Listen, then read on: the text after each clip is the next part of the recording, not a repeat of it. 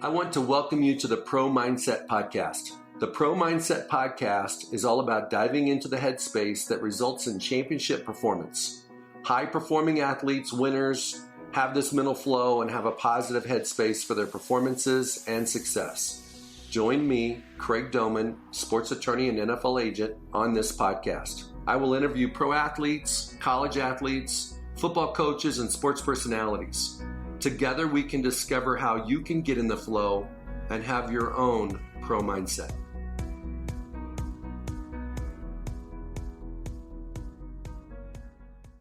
Okay, today on Pro Mindset, I want to welcome Bob Tewksbury.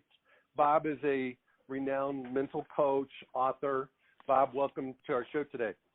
Thank you. It's great to be on your show and to talk about mindset, and yeah, it's exciting. Can't wait to see what you have to ask me. Okay, so tell everyone the title of your book. Mm-hmm. So the book is 90% Mental, All-Star Pitcher turned Mental Skills Coach reveals the hidden game of baseball. Well, Bob, let's dive right into 90% mental.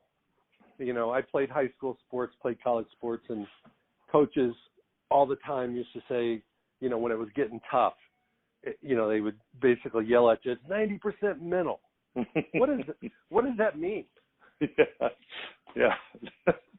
That's a great question. I think certainly it's everyone talks about it. It's like, telling your aunt, I love you, Auntie, and you don't really. You just say it because you're supposed to. It's like 90% mental is if you got to fix something, it must be mental. Look, I think physical talent can take you to a certain level, and anything past that, the difference is what's going on between the ears. And the mental game is, what you think about, your perspective on things, what your expectations are, how you perceive situations.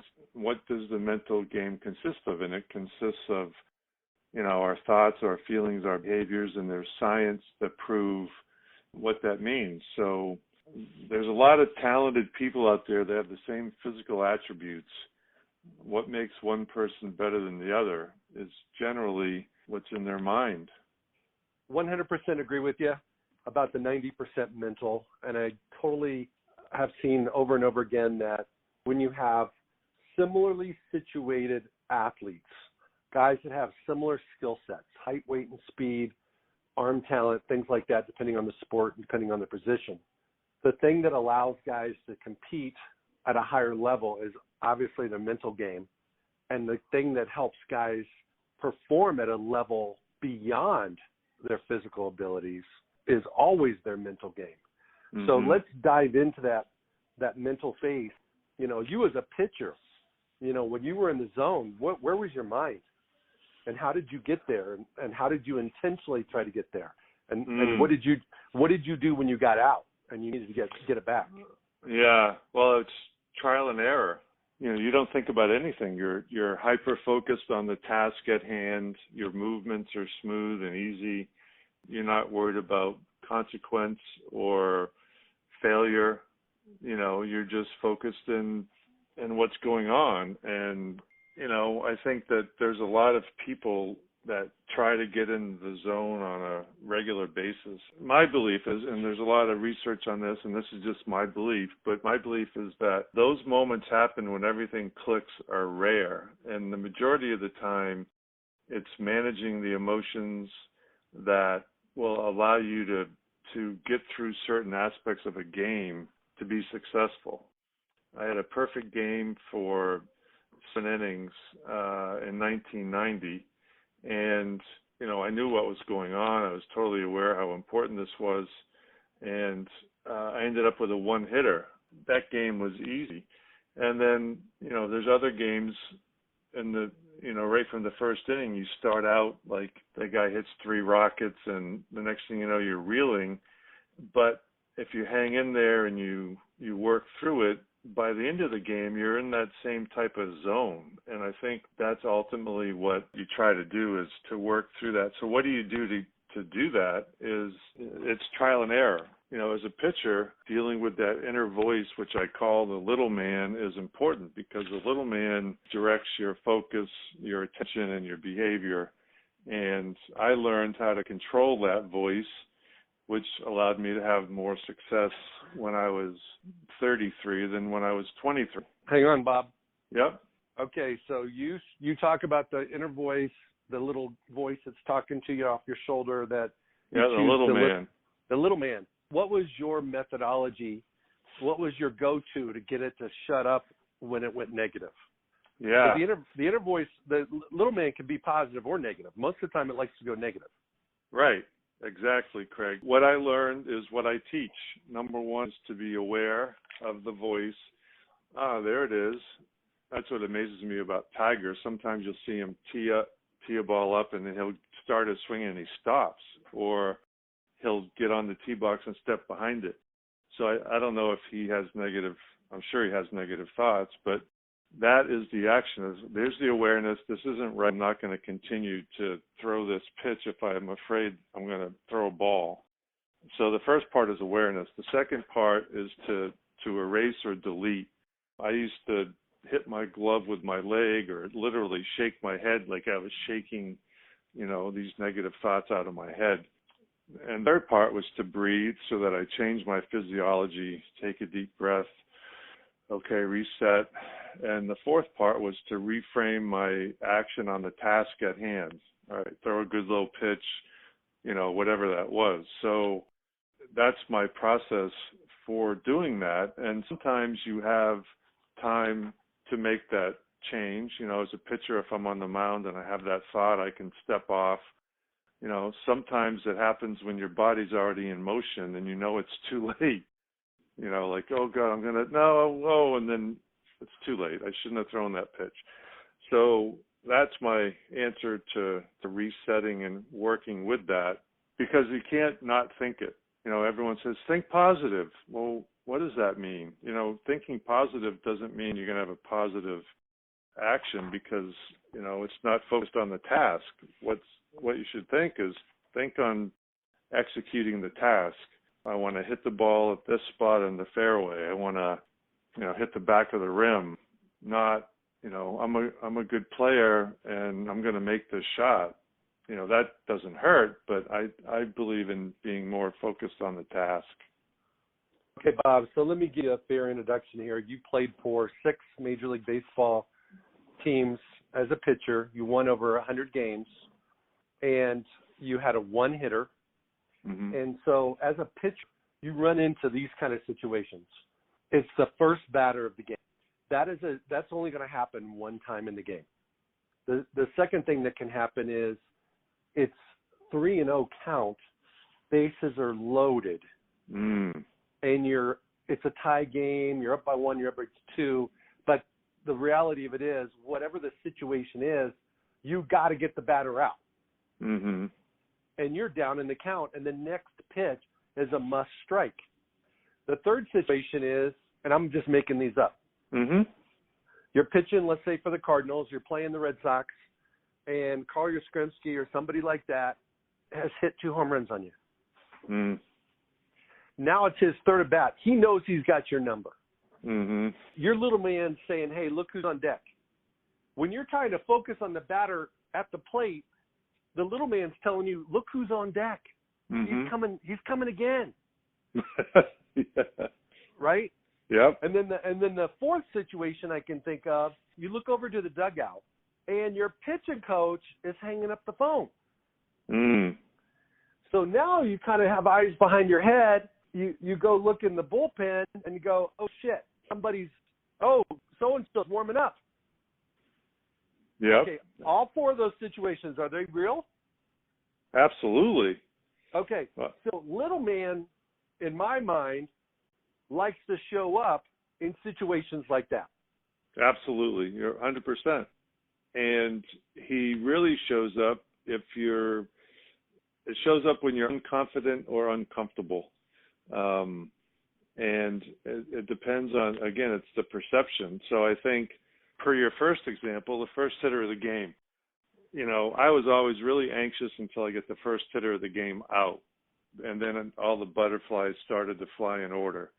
If the first guy of the game got on, then my little man voice may go, okay, well, I just got to get a double play if I'm feeling good. If I'm in a funk, it may say, oh, shit, here we go again. The 3-0 count is a great example because, you don't want to walk in a run. It's late in the game. You have to throw a strike. And if you're thinking about, I have to throw a strike here, if I don't, I'm going to give up a run, then you're going to throw a ball and you're going to give up a run. So that's a key point in which you need to step back and say, okay, throw a good low fastball here, and then you got to do it again. He's probably not swinging at the first one, so you could steal a strike, but he's more than likely going to swing at the second one. So that's going to be a good pitch. But because you've thrown the 3-0 pitch over, you're starting to get a little bit of confidence. I never faced Yaz, but certainly was a fan of his and know him. But it's no different than Bonds or McGuire being in the on-deck circle, and you're thinking, I don't want to face him, so that voice escalates, like, I better get this guy out right here. So it just starts putting pressure on you, and it takes away from the focus of the task at hand. People have, meant to find what mental toughness is, and, a number of colleagues and I have talked about this, think it's focusing on the right thing at the right time without distraction. That's mental toughness. And I think when people are not mentally tough, or when their game has cracks in it, is when they don't focus on what's going on, whether it's the little man or whether it's some other distraction, the pitching coach picking up the phone. That happened to me in Toronto my rookie year. It's funny when you were saying that, Craig. I was pitching that exhibition stadium, the old home of the Blue Jays. It was the first inning. I must have got the first two guys on base, and I look over and the bullpen's going. That's a shot of confidence right there, right? Yeah, Lou Piniella was a manager. Lou didn't like me because I didn't throw hard enough. He didn't like pitchers to begin with. But it pissed me off, and I ended up pitching, I think, into the middle innings, which was a good response to that. Obviously, it was a jolt to my confidence when I looked over and said, you got to be kidding. It's the third hitter of the game, and he's got the bullpen going already. Okay, Bob. So there's typically 3 time zones that athletes live in. The first time zone is like the night before or the morning of a game. The people haven't started coming through the turnstiles and coming in the stadium yet. So there's a space between where you're at and when you're going to be performing. Mm-hmm. The second one is at that moment before you do a repetition, before you do a play, whether you're batting, whether you're a quarterback and you're taking the snap, or a pitcher and you're throwing a pitch. That little man likes to show up big time right there, right? Mm-hmm. And then the third one is every sport has a flow where they push the pause button. So for pitchers in baseball, it's obviously when you guys are on offense. Mm-hmm. You're up at bat and you're hanging out in the dugout. It's not before the game. You're not ready to throw a pitch right this second, but you have a chance to kind of collect your thoughts and come up with a new strategy, juice up or pump up your confidence, or, let the seed of doubt take over. Mm. So how do you recommend your athletes and performers in those 3 different time zones to potentially put duct tape on little man? I love that. That's a great picture. Duct tape for real, little man. Duct tape that dude. Well, yeah, no, that's great. Well, I used the same strategy for all 3 times. And I'll tell you what I used. I said, throw strike 1, get the leadoff hitter out. Throw strike 1, get the leadoff hitter out. Throw strike 1, get that was my mantra before, hours before a game when I was anxious. That was my mantra in between innings to stay focused, because it is easy to get distracted when you come in from the dugout or from the field into the dugout, especially if you have a long inning, when you're sitting there for a long time. you have a pulse and tempo to the game that, gets broken. And that happens. Pitchers oftentimes have a long inning and go back out and just seem like they've totally lost their mojos. And so I like to call these words or phrases anchor statements. The metaphor I use with the athletes is if you're fishing in a lake and you decide not to drop an anchor, it's a nice clear day and you just want to coast and let the boat go wherever, and a storm comes up on you, then the boat goes wherever the storm takes it, and likely not a good place. The same thing happens in performance. If athletes don't anchor themselves with something that they can weather the storm with, because storms will happen on every game, then your performance will crash. And so why not drop an anchor? And these words or phrases like throw strike one, get the leadoff hitter out, are meant for me are ways to keep me from the other distracting internal voice that needs to be duct taped from taking over. And so developing those anchors is it's something that's very personal, but it's something that's focused on the task or a feeling that is just a healthy distraction, so that you don't lose your focus on what you're about to do, no matter if it's the night before or leading up to the game or in between innings. So where my brain goes when you share that information about anchor statements is validating your identity. As an athlete, you need to know that you're a baller. You're the dude. You're something. You get to pick who you are. It has to be something that obviously is extremely positive. If I was going to coach my son quarterback in college, I would say, hey, son, when you throw a touchdown pass, what kind of emotion does that give you? When you kill a DB who's been talking smack to you all game, you beat that guy, what kind of emotion do you get? Mm-hmm. I would replay it back to him and say, that is an anchor statement. Mm-hmm. Because the reality of it is you're playing, it's almost like you're playing cards, and you get to choose whether the little man has a trump card or not. Exactly. Or do you have a trump card that trumps what he's got? Mm-hmm. Right? It's kind of a dance that goes on during a competition that when you're feeling it, you got the trump card, and when you're not feeling it, you feel like the little man's playing the trump card. No question. And I think you're right, Craig. I think, the feeling associated with that, those emotions are powerful. If you can associate a word with that to describe that, your body connects with that. How it feels to, have thrown the TD pass that, beat the D-back that was trash talking, or to do something that no one thought you could do or showed no belief in you.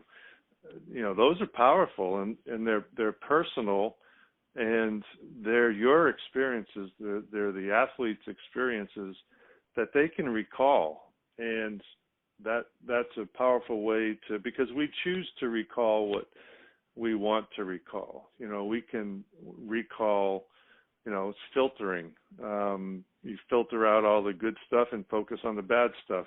And that happens a lot with people that think that they have to be perfect, or if they have unrealistic expectations. So you're right. And I think that, those words or phrases can be built from an emotional response, just like you mentioned. Okay, Bob, and I'm sure this happened to you, even though you didn't throw a lot of balls, it doesn't look like, from looking up your history. No. And no pitcher throws all strikes, but hey, you did a pretty good job. You're in a particular inning, it doesn't matter. And the first batter up, you go 4 balls and walk him to first. Mm-hmm. And, the second batter, your little man is saying something like, here we go again. Mm-hmm. And the first 3 pitches are balls. So you've thrown 7 balls in a row. I wouldn't know what that felt like, but I can. You've seen it. You've seen it. I've seen it. Okay. Yeah. Okay. If you play in today, if you could go back, not go back in time, but if you could go back and put on a uniform and show up in the big leagues and have a 90-mile-an-hour fastball, and you're in that situation where you've just thrown 7 consecutive balls, knowing what you know now, doing the research that you've done, doing the coaching that you've done, doing the trial and error that you've done, where does your mind go? Wow. Okay. So where the mind goes, well, it starts after the first guy. The slippery slope starts after the first walk, and how you perceive that walk. With the pitch is close, did the umpire squeeze you? If he did squeeze you, how are you going to respond to that? But nonetheless, it's a walk. So now, if your thought process is, I need a ground ball to get a double play, which is appropriate, you respond differently to that. And if it's, oh shit, the first guy's on, don't walk the guy, then you start to go ball one, ball two, ball three. So at that point, the pitching coach may come out, or the catcher, and you won't hear a thing that they say because you're so in your own head that back then it would be like, I hope I throw a strike, and I worry about what people think. So to your question, I'm kind of Bob, talking... just a sidebar. Most likely, if the pitching coach comes out, he would say something to the effect of, go ahead and throw another ball because the next batter will get a triple play. Yeah, I don't think so. I don't think so either. No, but okay, I think but whenever they see, that's positive thinking, but that's not realistic. Exactly. And seriously, when the pitching coach goes out, you don't really hear a thing you say that he says. But to that point, what I know now would, be what I learned later in my career. I would say, all right, just try to get back in the count by throwing a good pitch. And if you miss and it's a walk, then this is when you really got to regroup and say, okay, I'm still, there's a mantra that pitchers use, you're only one pitch away. You could be in a bases loaded, no out situation and have the count 3-0 and literally be one pitch away from getting out of the inning. So that's always the hope of a pitcher is, to be in a situation where you're one pitch away. But that's a state of mind. That's a aspect of thinking. I'm one pitch away, so you're controlling the voice with optimism versus, oh God, here we go again. I'm going to be knocked out, and your Stremski's coming up, or Bonds is coming up, or Griffey's coming up, and I'm in a whole lot of trouble right here. So yeah, I wish I'd have had a mental skills coach when I was in New York, because it would have really helped a lot less suffering, than what I went through, with trial and error. So where does your son play quarterback? Well, he's at Last Chance U. He's in Independence, Kansas, at Last Chance U. Two fun facts. One is he's at his fourth school in 4 years. And two is he showed up there in January, about 6 weeks ago, and there was 8 quarterbacks. Oh, jeez. And they're going to play a 7-game season starting in a couple weeks. Oh. And he was named the starter like 2 days ago. Oh. So there was a lot of mental challenges for him and all the boys, as you might expect when you start out with 8 and only one gets to start. Oh, yeah. And what's the leash on that one? Exactly. With a 7-game season. Well, it's really a 1-day contract. Yeah. It's like tomorrow, if you don't take care of business and practice today, that could change tomorrow. That's true. Yeah. Right? Football's all about, what are you doing for me now? Exactly. Then I have another son that's at Nebraska that's a starting outside linebacker that led the team in tackles last year. Wow. Cool. Exciting. So they're taking after Dad a little bit in the football route. They've taken it a lot farther than I did, and they're a lot better than I was. And so the thing that that's why you went to law school, right? Absolutely. Well, one of the things that I've learned is that exactly what you teach and coach, which is the mental aspect of the game, is where you get your edge. Mm-hmm. So how can you help your kids be the best they can be? And it's certainly from the mental side. Totally. Yeah, and there's so many resources now.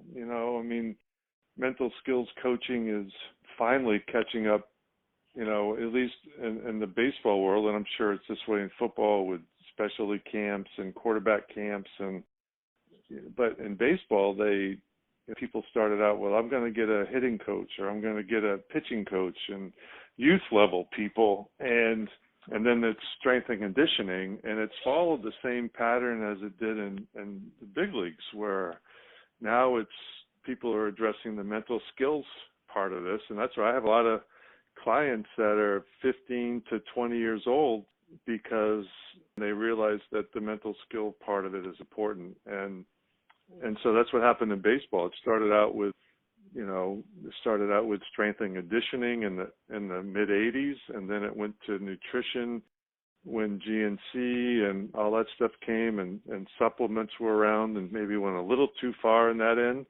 And then now it's the mental skills part where, we're learning more about the science behind imagery and research on positive self-talk and positive psychology and all that stuff. So it is and I think depending on the sport, certainly as a quarterback, which I just can't imagine the complexity of their thinking patterns and the reaction time to what they do is remarkable. To have the feel to throw a 60-yard out over the D-backs, reach into the arms of a receiver and about read and react in about 3 or 4 seconds is amazing. So that's a physical skill, but the ability to slow the game down from a cognitive standpoint, to be in command, and to, if you underthrow that guy and it's picked, or you overthrow it and it's incomplete, how do you respond to that for the next play? And that's mental. That's not a physical attribute. That's a mental attribute. It's all mental. Okay, Bob, I'm going to take you down memory lane. Let's go back to August of 1990. Mm-hmm. And you are pitching for the Cardinals against the Astros, and you had that one hitter you referenced. Mm-hmm. And looking up your reports here, it said you only threw 80 pitches. It was your second straight shutout. Mm-hmm. And that during that time span, over 10 starts ending in that game, you had an ERA of 1.68. Mm. What the heck was going on in your life off the field? What was going on in your life, in your mind, during that 10-game stretch where you might have been one of the best pitchers in the bigs? Yeah, that was a fun time. I remember that, back-to-back shutouts. And I was trying to survive, Craig, and I had no idea what was going on because I really put myself into a bubble. I had just gotten married, and we got married in January of '89. I was on the scrap heap for that season. Basically, I had surgery in '88, was a minor league free agent '89, played AAA with the Cardinals, won 13 games, got brought up for a little bit in September, pitched well, started the 1990 season back in the minor leagues because there was a lockout. The owners had locked the players out. So when they started the season, they were expanded rosters. I started the season with the team and the bullpen. I got sent back to AAA. And then in May, whenever I came up, Ted Simmons, now in the Hall of Fame, met me outside the door at Busch Stadium, Old Busch, and he said, "You're going to pitch on Saturday against the Expos, and if you do well, you'll get another start. If you don't do well," and he just kind of shrugged at me like, "I don't know what's going to happen."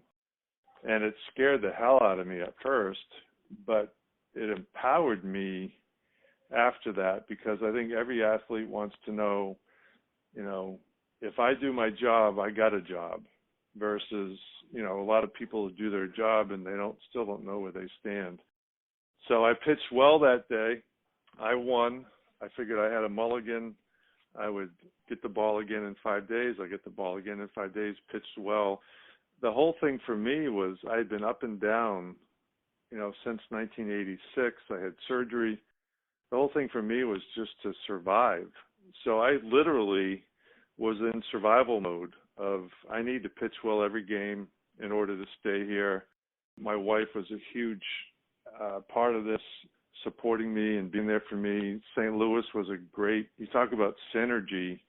St. Louis is a terrific place to play. I felt very comfortable there. And I had a manager that believed in my abilities as a pitcher, and all of that together is what allowed me to be in that space during that 10-game.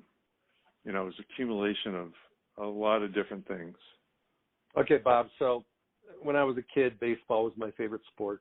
And I collected baseball cards, and I would memorize statistics. And this was back before the internet. And I was a huge George Brett fan. And if he went 4 for 5, I knew what his batting average was going to be after the end of the game. If he went 3 for 4, I knew. I got a great George Brett story I can share with you after. Okay, I won't forget you on that one. But here's what happened.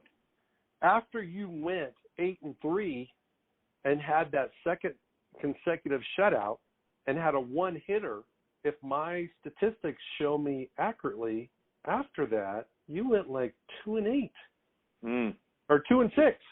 Yeah, I might have been. I finished the year 10-9, I think, or 11-9. Yeah, 10-9. And it was your first double-digit win season, which started a career, got you going in St. Louis, where you won 1, 2, 3, 4, 5 consecutive years of double-digit wins. But what happened after that epic game that put you in a position? I mean, it could have been lots of different things. Could have been your offense went dead on you or whatever. But you went 2-6. Well, I don't recall, but I would assume, like you said, I mean, there's factors offensively. But my guess is that I fell out of the cocoon, that I may have started to look too much at statistics or my success. And you do that with a couple of ways. One is, God, can I keep doing this because they expect me to do this? Or can I keep doing this? Am I really this good? Why is it this at the big leagues? Why would you go there? Well, I think athletes do that. I think, why? Because I think some people fear success or are not comfortable with it because they don't know how good they can be, and their internal self-esteem, if you will, of who they think they are does not match what they're capable of. I think there's a lot of people who underperform because they have a governor, if you will, on their own abilities. I think that's a real thing, because if I do this long, oh my God, that could be really good and make all kinds of money, and I would do this and that feels uncomfortable to some people. So, for me, it was that was not that issue then, because I was in survival mode. But I have had that. If you look at the 94 season, I started out 7-0, and then I lost my next 7. And I think that's where I got into it. It was my free agent year, coming off some good seasons, and I'm thinking, God, I could, I'm a little kid from a town with a blinking light in New Hampshire, growing up in a trailer with, divorced parents sleeping in one end of a trailer with 3 other kids, and all of a sudden I'm going to be a millionaire, Wow. So those things happen, and, that they can be uncomfortable. Okay, Bob, I don't disagree with you. I don't dispute it. I know it happens all the time. Think about 2 situations. One, we've already discussed. Right before you're going to perform, the little man tells you that you can't do it, or you're not worthy of it, or what gives you a negative vibe about what you're about to do. The second one is when you sit back and you look at your press clippings, you feel the adoration of the fans and your teammates, and you're having a beer and you're like, shit, I've won 7 in a row. Mm-hmm. You talk to your agent, he's like, you keep this stuff up, bro, you're going to get it. You're going to get rich. Mm-hmm. Right? And then everybody's like, expecting you to go out and be perfect every game. And then all of a sudden you start putting pressure on you. So now it's not a little man, it's a little army. That's true. And now you're marching uphill. I mean, it's like you're in trouble, right? Yep. And so the thing that I think there's, and because when you were sharing that with me, I'm thinking you're absolutely right. That happens. Players outperform their expectations, mm-hmm. and because they don't increase their expectations and change their identity and their perception of who they are and what they can accomplish, all of a sudden now the governor kicks in and they start performing at a lower level so they can even out where they thought they were. 100%. Yep. Well said. Okay, and so let's just discuss this on how in the heck should a player respond when he finds himself in a position where he's achieving way more success than he anticipated. What's your perspective on that? If you were 7-0 and again, and you were back, in 93, or was it 93 or 94? 94. 94? If you're back in 94 and you're 7-0, knowing what you know now. And was Joe Torre your man? Who's your manager? Yeah. So Joe Torre's your manager. You got rabid fans in St. Louis. You're the toast of the town. They're talking about you differently than they've ever talked about you before. Your agent's calling you every day now instead of every 2 weeks. What would you do differently now? I would get back into my controllables of focusing on the next game, on the next pitch. I would really not focus on the stats or the future. I think two things happen, right? We focus on the past that creates anxiety, or we focus on the future that creates worry. So thinking about the future, I was definitely in the future. If I keep doing this, then this is going to happen, and then that's going to happen. But what happened is there was a strike, and none of it mattered. Season didn't finish. I ended up 12-10, I think, or something like that. 12-10. And so the season never finished, and it was a moot point because I didn't free agency, and the big bonanza never happened. So it was a lot of wasted energy on my part during that stretch.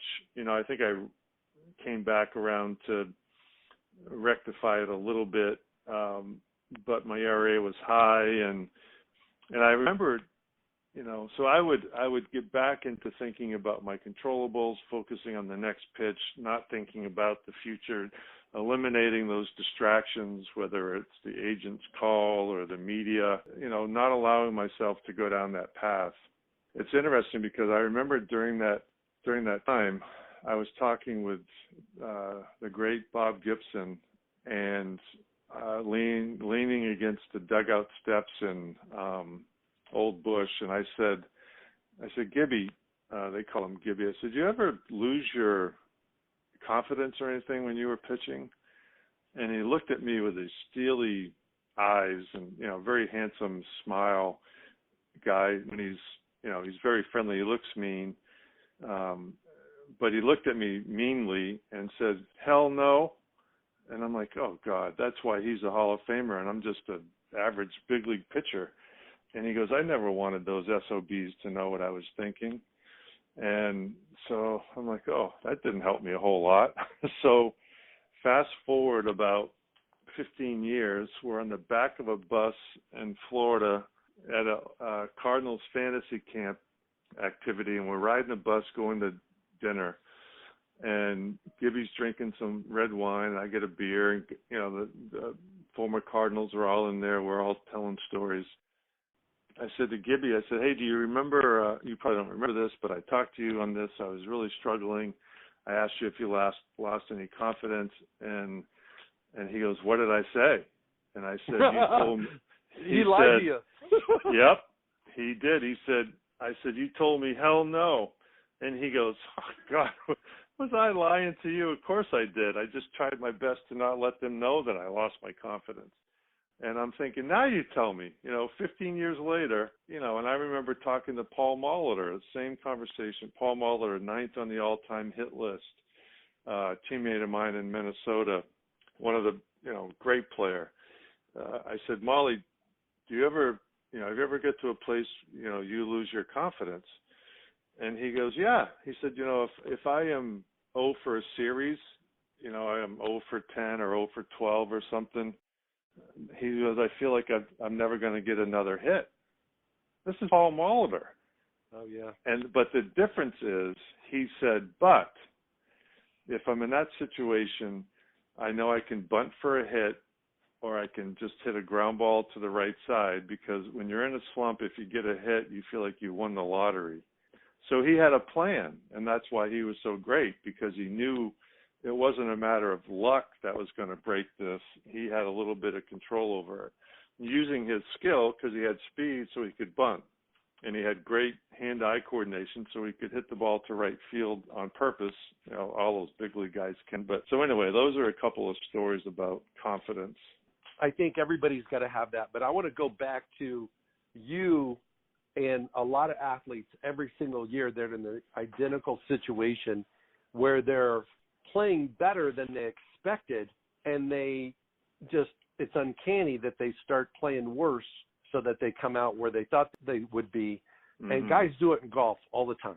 Mm-hmm. Amateur golfers, weekend golfers, you shoot really, really well on the front nine. You start thinking about how cool it's going to be on 19th hole to be able to talk about, you know, hey, you got your personal best, because you're obviously going to shoot just as good the back nine as you do the front nine. But instead of doing that, you end up being where you normally are. It's because, and I'm trying to look for a root cause.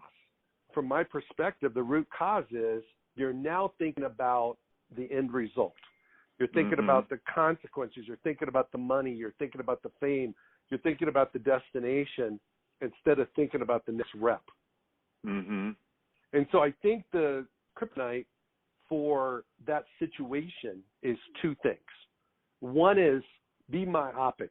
Don't look too far ahead. Just look at the next game, the next inning, the next pitch. Mm-hmm.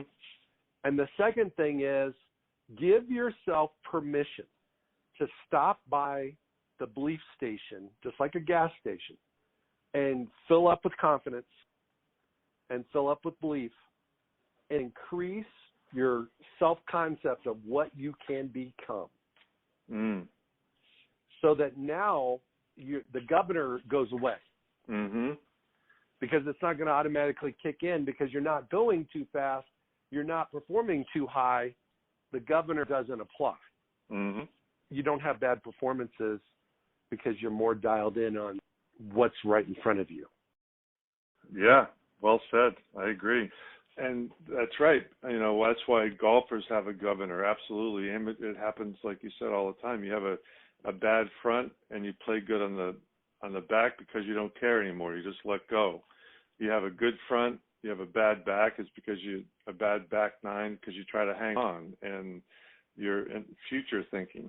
And I think that belief bank is a really a good thing, you know, and it makes reference to, I saw this tweet the other day, I can't remember who put it out, but someone said that she had a picture of the words, "I love you." And the woman who tweeted it said, you know, we say this to everyone else. How often do we say it to ourselves? And I'm like, wow, that's pretty cool. And that's what, you know, you're saying, that, you know, have some compassion and your belief in yourself to know that you're capable of doing this if you allow yourself to stay focused on the task and not get too far ahead of yourself, that you can have success. And that's good, that you deserve that. No, that was well said. I totally agree. Okay, I didn't forget. I want to hear the George Brett story. Okay. Yeah, since you're a Brett fan. No, so my rookie year, we're in, it's my third major league start. We're in Kansas City. It was 86, so they had just won World Series in 85. George Brett, Willie Wilson, you know, a really good team. And I'm pitching, and I'm coming off, you know, a really good spring training. I won my first major league game. I pitched well in my second game. This is my third game. And early in the game, I like to pitch inside, and I hit Willie Wilson with a pitch.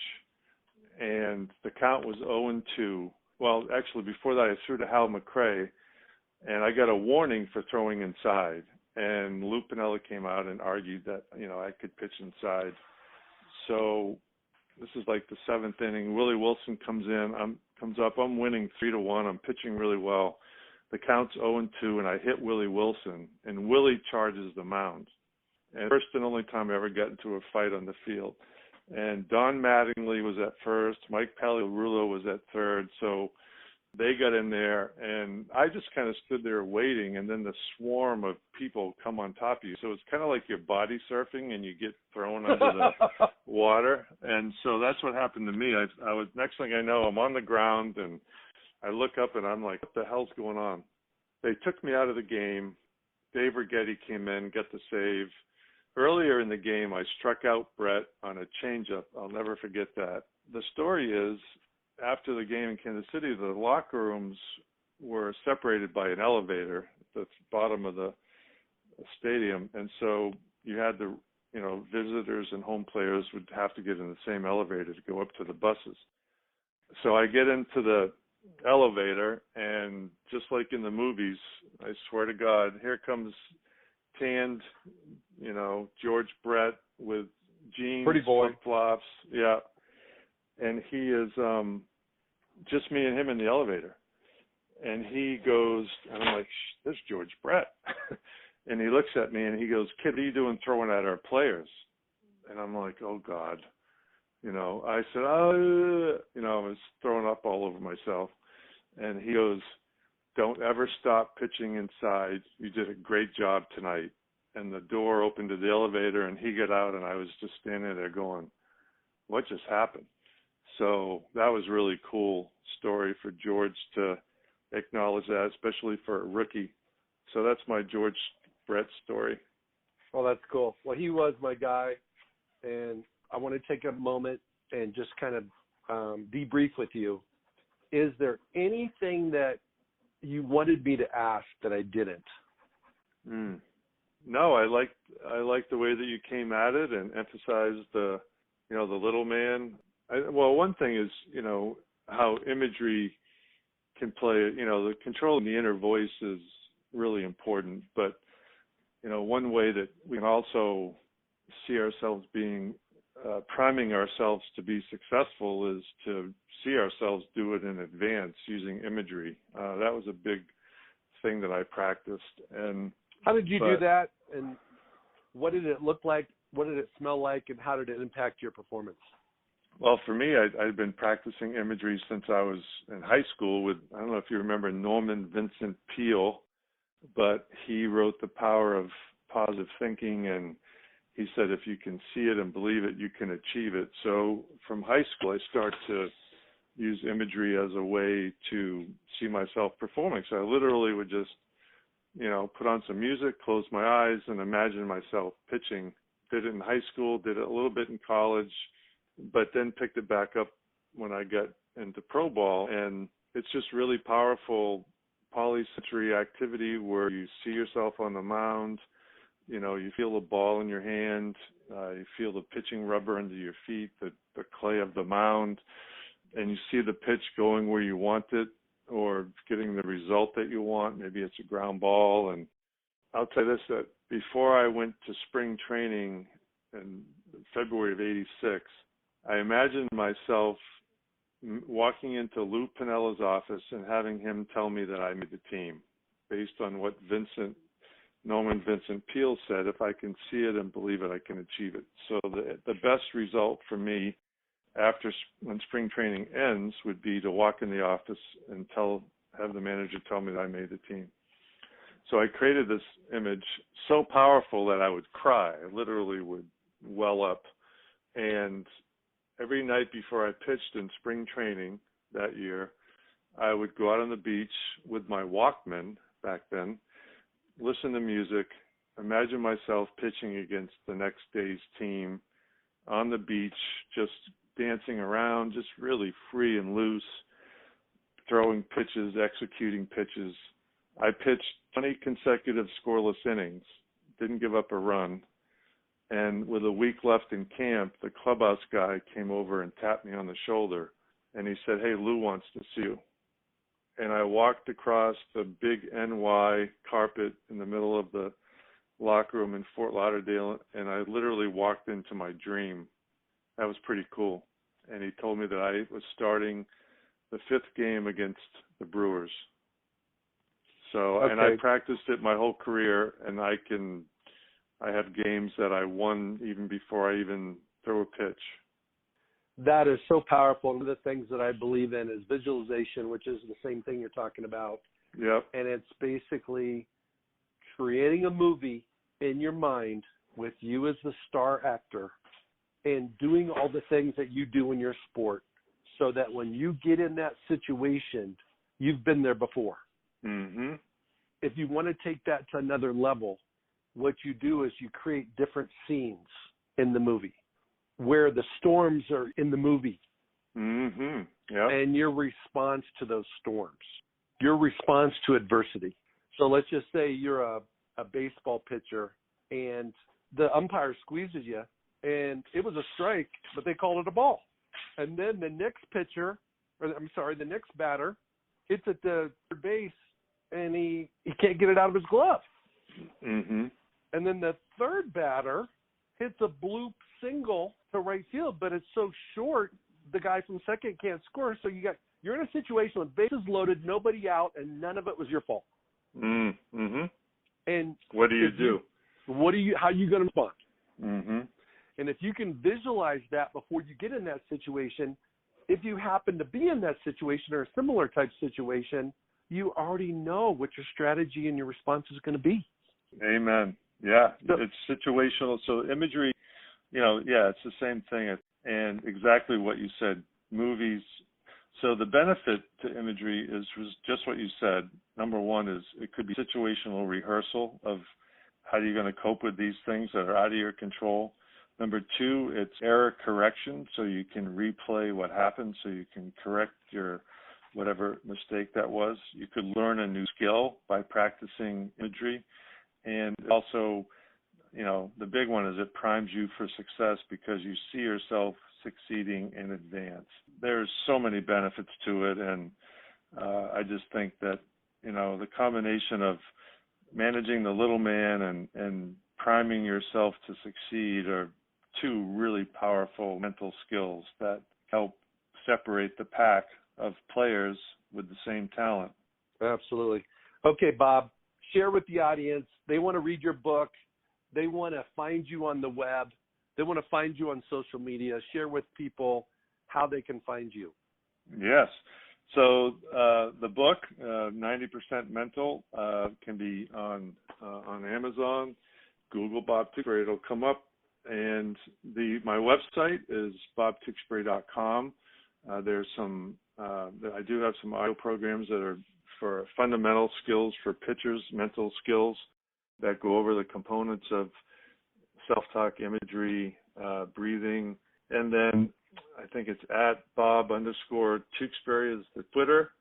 And, if the listeners have any people that they know that want to work in their mental game, then I am in solo practice, and I'd be happy to try to help. Bob, I want to thank you for being on Pro Mindset today. It was awesome to talk with a person that has your life experience as a competitor, a major league pro player, and a student of mental science today, and an author, and connecting all the dots, because the bottom line is what you talk about in terms of the separator, the distinguisher, is always what's between the ears. Yeah. Every single time. 100%. It's like you said, the mindset. It's a pro mindset. Thank you for listening to this episode of Pro Mindset. If you enjoyed this podcast, please subscribe, rate, and review this podcast. You can follow us on our website, ProMindsetPodcast.com, or on Instagram, Twitter, and Facebook at Pro Mindset Podcast. Thank you so much for listening. We'll see you the next time.